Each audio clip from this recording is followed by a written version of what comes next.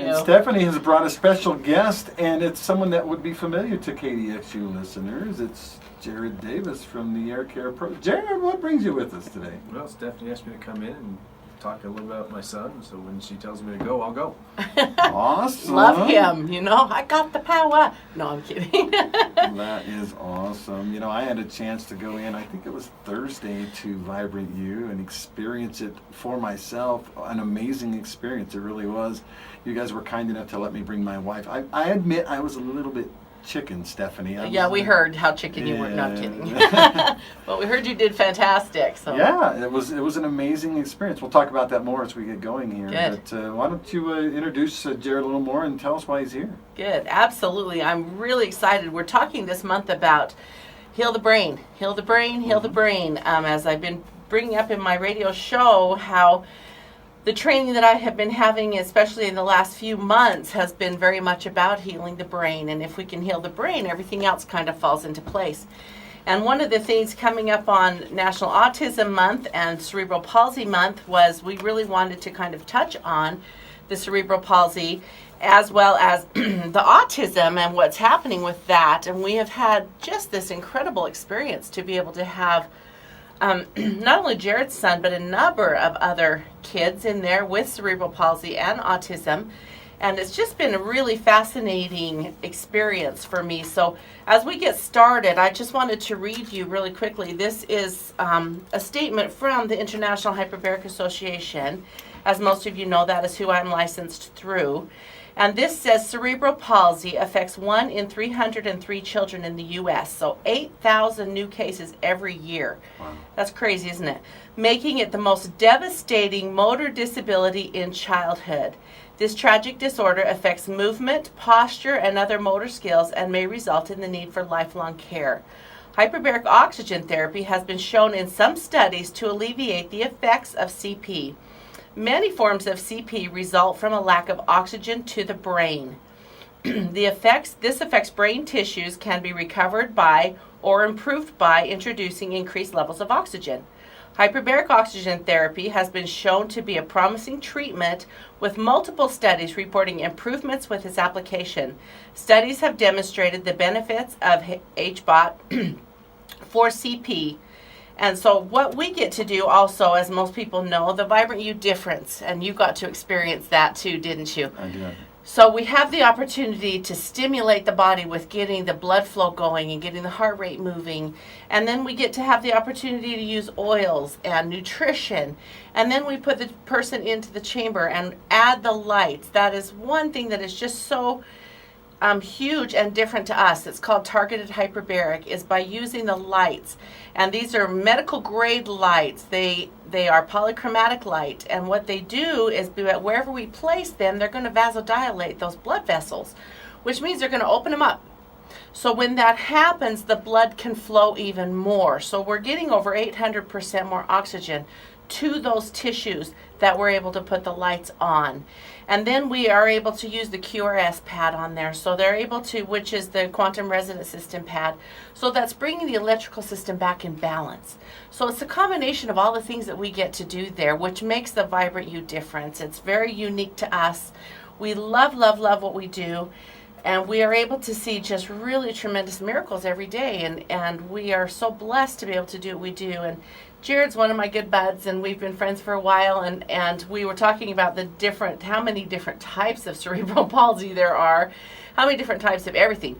We get so many different things in there, and we're dealing with lots of different types of cancers, lots of different levels of traumatic brain injuries, from concussions to injuries. We've got a couple severe traumatic brain injuries in there, one of which we had on the show a couple weeks ago. We've got bulging discs in there. We have got, we've got so many different things in there. It's awesome. But keeping focused on what we're doing right now with the cerebral palsy and the autism kids, I'm going to turn it over to Jared for a minute so he can explain a little bit about his son and what kind of cerebral palsy or what he's kind of working on, and then a little bit about what we've been doing with him. My son, Gage, he's our youngest. He was born 10 weeks early, and my wife had some complications at that time, which caused, as Stephanie said, he had lack of oxygen to his brain.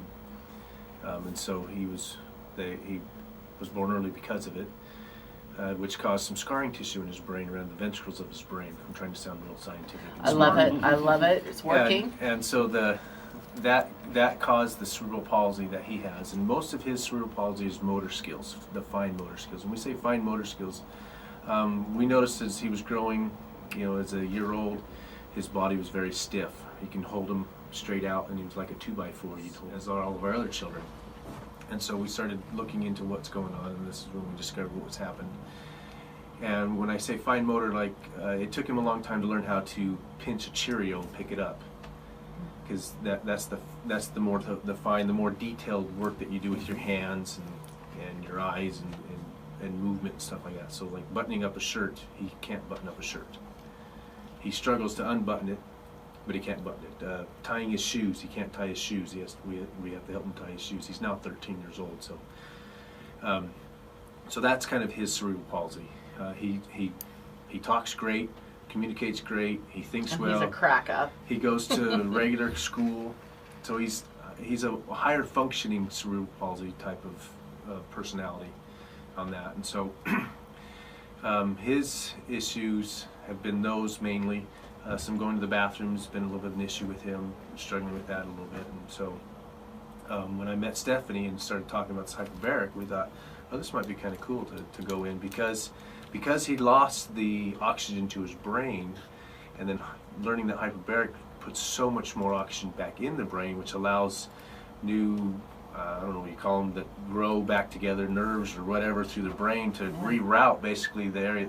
Because all the fine motor skills that he hadn't developed, when those nerves went through the ventricles or those scarring tissue of the brain, which stopped his ability to have those connections.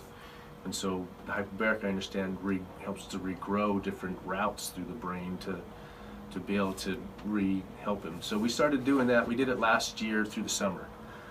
We did 40 sessions with him through the summer. And my wife mainly went with him, and I went with him a couple times. And we'd get in there together, and he would sit there and watch an iPad or listen to music or something the whole time, or sleep. He liked to sleep. He enjoyed sleeping in there. Sleep is a good thing. And after we did that, we started to watch to notice what the difference was. And we asked him, what do you feel the difference is? And one of the biggest things is he doesn't walk.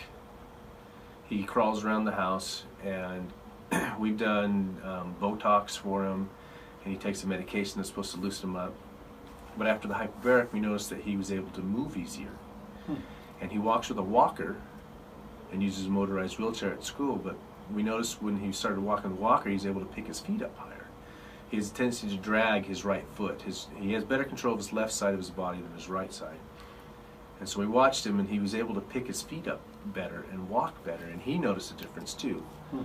And so he noticed that he was actually able to lift his right foot up a little, because we go through, most people wear out the soles of their shoes. He wears out the top because he drags his feet when he walks. And so we noticed that was an improvement for him of that. Then one of the other big improvements is he would often complain about pain in his legs. And we couldn't figure out what was causing any type of pain. Well, that pain is pretty much almost gone completely away. He'll get it here or there, but not like he used to. He won't sit there and just start going, oh, my legs are hurting anymore. He was excited about that. That was one of his main big excitements, was the pain in his legs have pretty much gone away, where he doesn't feel this pain suddenly for doing nothing but sitting there watching TV or something. So that's been a big improvement for him. And then using the restroom was a big improvement. He would often have an accident here or there, and it was almost, you could almost clock it, oh, it's been a while, something's going to happen. And that was a big issue. And after doing the hyperbaric chamber with Stephanie, that has gone down to almost gone away. That's so cool. Yeah, so it's been a blessing there with that going away, and he's noticed it, and it's made him a lot more comfortable at school, because for a while his older sister worked at the school, and if he had an issue, she can come over and help him. But she changed jobs, and so he was the only one at the school now, and he was worried, I'm going to school, and if I have an issue, and that's helped a ton, to where, you might have 6 or 7 in a year of him going down to maybe 2. And so it's been a great blessing for him to be able to have that helping. Those are the main big things that we've noticed and changes for him. And he's actually wants to get back in the chamber and do some more again. He's loved it so much. That's awesome. And Stephanie, can you maybe explain what's going on and why this is happening? Yeah, thank you. I love it, and thank you, Jared. That's just so perfect. And Gage is delightful. He is so delightful, and he just gets so excited when he's telling us about the changes and the things. We notice them, but we don't know all the little details, right? Every day at home, what things are happening, and so we get to notice those things and go, wow, this is what we're noticing, or what are you noticing? And we talk back and forth. So what happens with the hyperbaric? When you go into the hyperbaric chamber, your body, and you go under pressure at 1.3 atmospheres absolute. That's where our chambers take the body to, which is equal to about 9 to 10 feet below sea level. When that happens, your body creates over 1 billion extra oxygen molecules. And as people know, when the oxygen gets into the body, it attaches to the red blood cells, and that's where it gets around the body. Well, it doesn't happen that way in hyperbaric oxygen.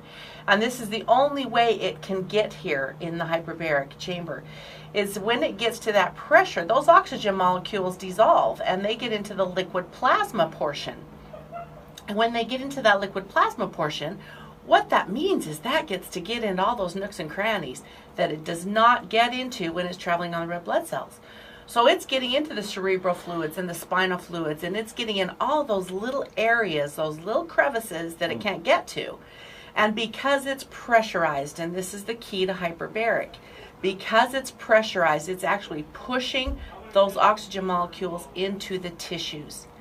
And that means there is an absolute change in the physiological body. It has to happen. This is from one of the leading neurosurgeons in the world, explaining that hyperbaric oxygen is the only way it can absolutely get oxygen into those tissues, because it's forcing it.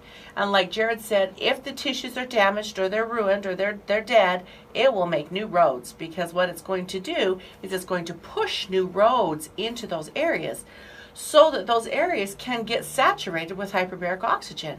And the key about hyperbaric is continue to do it, the longevity. 1 or 2 sessions if you're dealing with a chronic illness or injury or something that's degenerative. Very few sessions aren't going to do it for you. We do a lot of people that do very few sessions, but that's people that are not dealing with serious injury or illness. And that's fantastic, because it's every bit as much preventative as anything else. But what we focus on basically in our center is those that have chronic illness or injury, or those that are degenerative, because you do it enough sessions. Like Jared said, they did 40 sessions, and it is an intense program. It's not something that is just simple and easy, come in and get some hyperbaric and go home. And we didn't see any results with Gage until about 20 times is when we started to see stuff change. Thank you for bringing that up, and people ask me that all the time.